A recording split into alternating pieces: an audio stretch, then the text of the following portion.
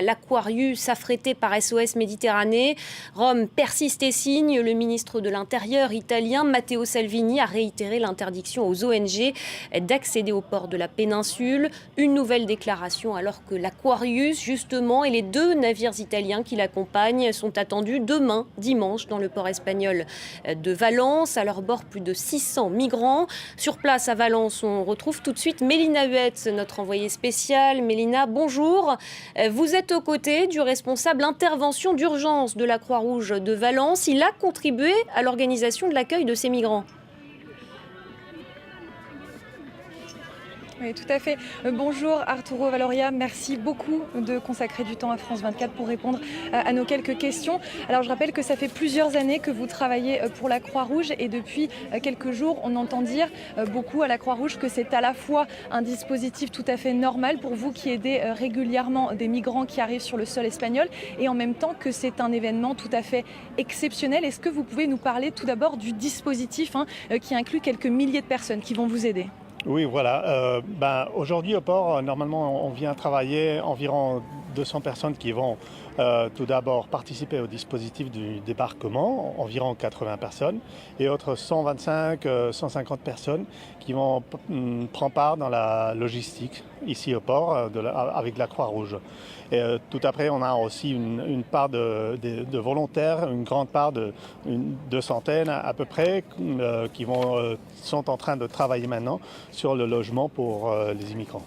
Et donc on a entendu parler également d'un dispositif qui va comprendre des médecins, bien sûr, pour l'accueil, mais également des psychologues, des traducteurs. Vous pouvez nous en dire un peu plus sur toutes ces personnes qui vont vous aider ? Oui, voilà. Le premier groupe, le plus important, c'est évidemment consacré à la santé, le débarquement.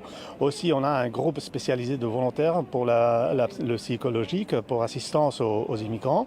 Et aussi, on a des experts volontaires aussi qui vont consacrer son travail aux plus petits. Et pour leur prendre soin d'eux.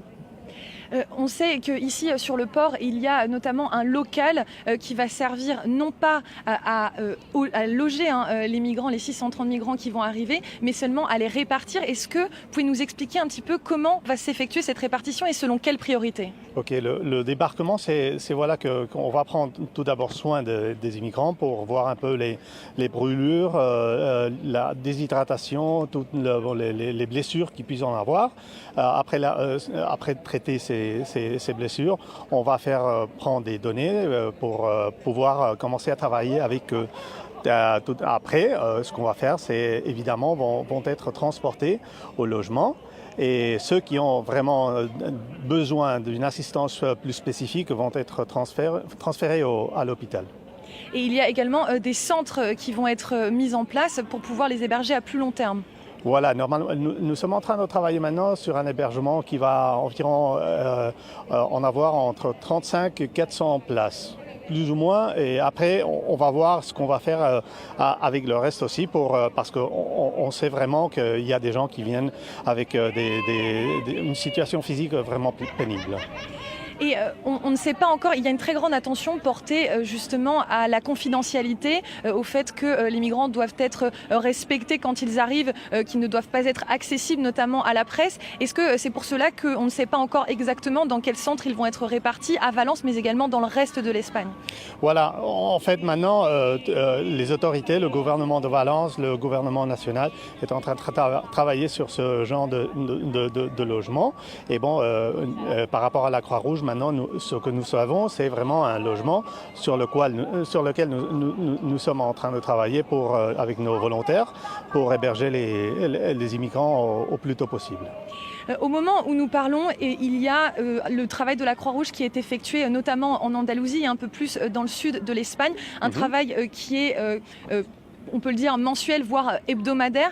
Certains craignent que cet événement autour de l'Aquarius, on peut le dire, qui est assez extraordinaire, et notamment couvert médiatiquement, comme vous le savez, eh bien, que cette organisation spéciale, elle fasse oublier un petit peu le travail au quotidien de la Croix-Rouge, notamment dans le sud de l'Espagne. Comment vous préparez-vous le post-Aquarius ?